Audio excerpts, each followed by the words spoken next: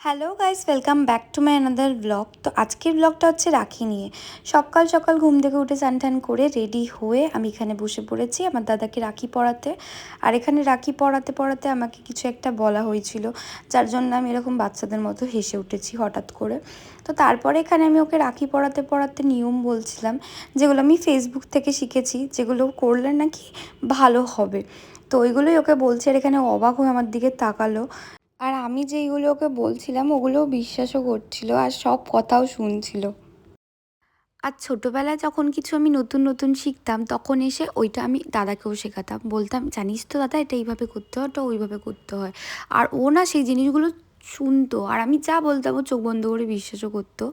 দাদা হওয়ার একটা ফায়দা আছে, যেমন তোমার গায়ে বাইরের কোনো বন্ধুরা হাত তুলতে গেলে 10বার ভাববে, কিন্তু তোমার দাদা তোমাকে এমন পেটাবে যে বাইরের কারোর হাত তোলার দরকার পড়বে না। তো আমার দাদা আমাকে খুবই পেটাতো। যাই হোক, এখানে তারপরে ওর রিচুয়ালসগুলো কমপ্লিট হলো, ও তারপর চলে গেছিলো। এখানে আমার আর একটা দাদা চলে এসছে। এরা দুজন আমার থেকে বড়, আর এদের দুজনকার সাথে আমি বড় হয়েছি, ঠিক আছে। তো এরা না কোনো দিন আমাকে ওইভাবে বড় করেনি যে বোন বলে প্রিন্সেস ট্রিটমেন্ট, মানে অনেক দাদারা হও তোমরা জানবে, রিলেট করবে যে বোনেদের খুবই ভালোভাবে বড় করো, মানে আদুদু আদুদু করে বনি বনি করে। এরা আমাকে পুরো ভাইয়ের মতো বড় করেছে। তো এদের সাথে আমি মারধর খেয়েই বড় হয়েছি। তারপরে আমার ভাই চলে এসেছিলো এখানে, রিজু। ও নতুন নতুন ব্লগিং শুরু করেছে, তো ও বললো ও ভিডিও করবে। তারপরে ও ভিডিও করতে করতে ওপরে চলে এসছে। আর রিজু আমার থেকে ছোট, তাই জন্য রিজুর সাথে হচ্ছে আমার একটু মানে প্রোটেক্টিভ ছিলাম আমি ওকে নিয়ে। আবার মাঝে মাঝেও আমাকে এত ইরিটেট করতো কি আমি পেটাতাম ধরে। আর এখনও বড় হয়ে গেছে, এখনও আমাদের মধ্যে খুনসুটি চলে, মারপিটটা একটু কমে গেছে। খুব চালাতো ছোটোবেলায় না হলে আমাকেও। আর এখানে আমি আরতি করছিলাম, কীভাবে তাকালো তোমরা তো দেখতেই পেলে। মানে ও এখনও বড়দের মতো বিহেভ করে না, দেখো কীভাবে খাচ্ছে মিষ্টিটা, আর ওকে দেখে আমি হেসে যাচ্ছি। আর ওর কিছু কিছু হারকাতে আমি এত অবাক হই যে এখনও বড়দের মতো বিহেভ করে না। তারপর এখানে আমার গিফট দেওয়ার পালা, আর এখানে আমাকে ও দিচ্ছে টাকা। আমি ওকে বলছি তুই আমার জন্য টাকা নিয়ে এসছিস, তুই কি আমার চাঁদা দিচ্ছিস, গিফট কেন কিনে নিয়ে আসিস নি? আর ও বলছে যে তোরা বড় হয়ে গেছিস, এখন নিজেদের মতো গিফট কিনে নিবি, কারণ যদি আমাদের পছন্দ না হয় গিফট ওই জন্য।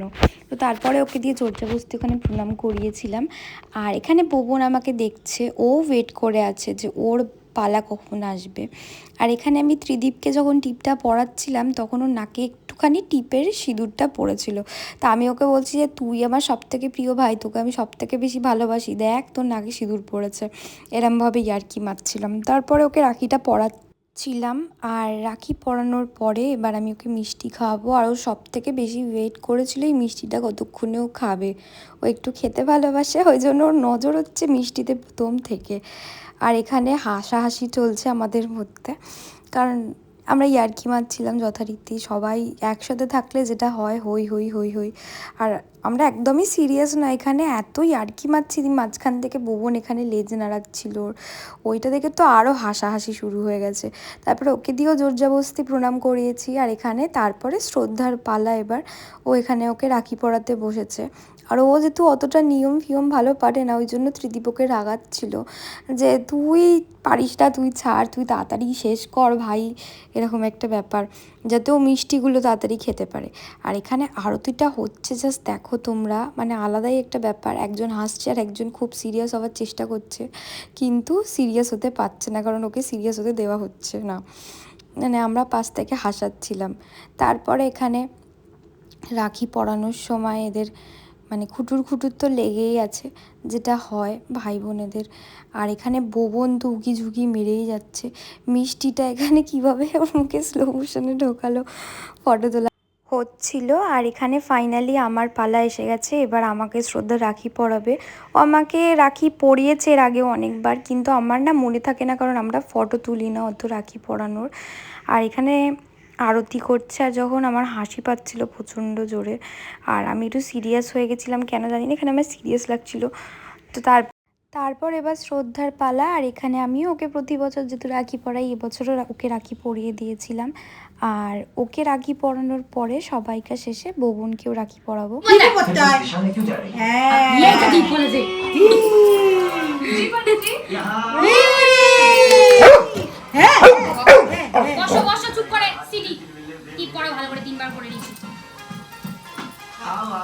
এবার হালাকিটা কই দাও। আর বউ বোন সকাল থেকে ওয়েট করে বসে আছে যে কখনো মিষ্টিটা খাবে। এইটা হচ্ছে মেন ব্যাপার। ও রাখি পরার জিনিস নিয়ে কোনো আগ্রহ ছিল না হয়তো, ও মিষ্টি খাবে বলে ওয়েট করেছিল। তো এখানে যাই আমরা ওকে নিয়ে বসেছি, ও খুবই খুশি হয়ে গেছিলো, জোরে জোরে লেজ নাড়াচ্ছে। আর ওরাও সবই বোঝে, যতই আমরা ভাবি যে না ওরা বোঝে না, কিন্তু ওরা মানুষের থেকে বেশি বুঝদার হয়। আর এখানে খুবই খুশি মিষ্টি খেয়ে, তাই ডুং ডুং করে লেজ নাড়াচ্ছিল। ফাইনালি ওকেও আমি রাখিটা পরিয়েই দিলাম। এই যে আমার ছোটো বাবাটা কিরাম করছে দেখো তোমরা।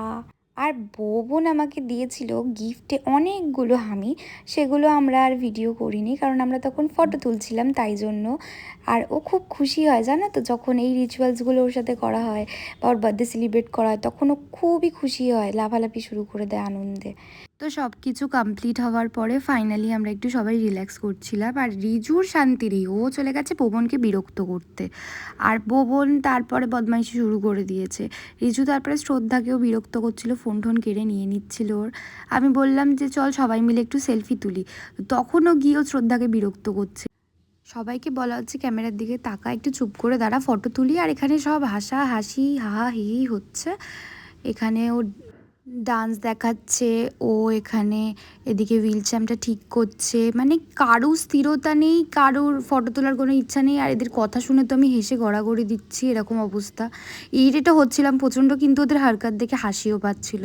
ওটাকে ছাড়ছেই না, মানে ফটো তোলা ভাড়মে যাক, এখানে বাদরামও চলছে। এই যে মাথায় শিং ঠিং বানানো হচ্ছে, মাথায় চাটি মারা হচ্ছে, এইসবই চলছিল অনেকক্ষণ। লাস্টে আমি ধুমকে ওদেরকে দাঁড় করিয়েছি, ফটো তুলিয়েছি। আর হিরোইন চুল ঠিক করছিল আমাদের বারবার। ঘরে এসে বসার পরেও এদের মারপিট শেষ হচ্ছে না, এদের সারাক্ষণ মারপিট চলতেই থাকে। রিজু ছোটো থেকে আমাকেও যেমন বিরক্ত করে, ওরকমভাবে শ্রদ্ধাকেও ইরিটেট করে। আর ওকেও এই যে ভয় পাচ্ছে দেখো, যদি ওকে মারে কিন্তু এখানেও একটা কথা বোঝাচ্ছিল। তারপরে ওর জন্য চলে এসেছিলো চিকেন, কারণ ও লাঞ্চ করবে না দুপুরে, ও আগে বেরিয়ে যাবে, ও একটু তাড়া ছিল, কারণ ওর অন্য জায়গাও যাওয়ার ছিল তাই জন্য। মনে সুখে চিকেন খাচ্ছে আর গল্প শুনছে। আর এখানে ওকে জ্ঞান দেওয়া হচ্ছিল কোনো একটা বিষয় নিয়ে ভালোভাবে, ও একবার করে খাচ্ছে আর একবার করে তাকাচ্ছে। তারপরে আমরা বসে গেলাম লাঞ্চ করতে। এখানে মা অনেক রকম রান্না বান্না করেছিল, কারণ সবাই মিলে আমরা খাবো তাই জন্য। এই যে এখানে আমরা সবাই বসে পড়েছি লাঞ্চ করতে। আর এখানে শ্রদ্ধার ফোন এসছে, তখন আমরা হাসাহাসি করছিলাম। আর যে ফোন করেছে তাকে এত ইরিটেট করা হয়েছে, সে বাধ্য হয়ে ফোন রেখে দিয়েছে। তো সব কিছু খাওয়া দাওয়া কমপ্লিট করার পরে আমি চলে গেছিলাম এখানে মিনিদের খেতে দিতে। এটা আমার একটা ডিউটি। এই যে ওরা ওয়েট করে যতক্ষণ না আমি যাই ওদের খাবার দিতে। আর কি সুন্দর আসছে দেখো, টুংটুং করতে করতে, মানে এত কিউট না কি বলবো। সারাদিন আমার বাড়ির নিচেই বসে থাকে। তো দুপুরবেলা লাঞ্চ ফাঞ্চ হওয়ার পরে ব্লগ বন্ধ করে দিয়েছিলাম। আর এখানে আমার আর একটা ভাই অফিস থেকে ফিরেই চলে এসেছিলো রাখি পরতে। আর এখানে আমরা হাসাহাসি করছি সমানে।